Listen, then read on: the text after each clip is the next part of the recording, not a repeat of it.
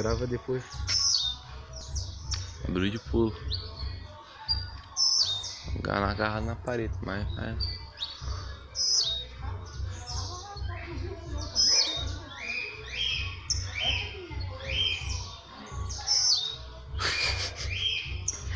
Filho é maluco, ó.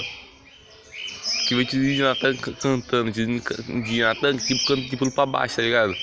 O bicho canta pra baixo, vai lá e sobe pra presa de novo.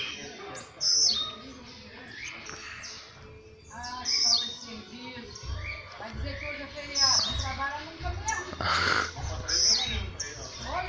O passarinho trabalha. Pendurar esse ali numa gaiola aqui, vou começar a tirar foto e tá rindo. Vai vender pelo preço que a gente vende? Pior que ele não serve pra nada, porque o passarinho tá ali cantando, né? Mas tem que pendurar ali e ver ele. Sou empresário do passarinho, rapaz. Tem que ter empresário. Ela ganhar o que eu ganho por mês. Yeah. Chegar para ele e falar, você ganha 1.500 aí por mês? Não, eu ganho. Eu ganho por um dia.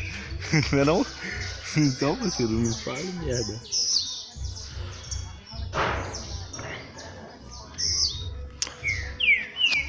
Aí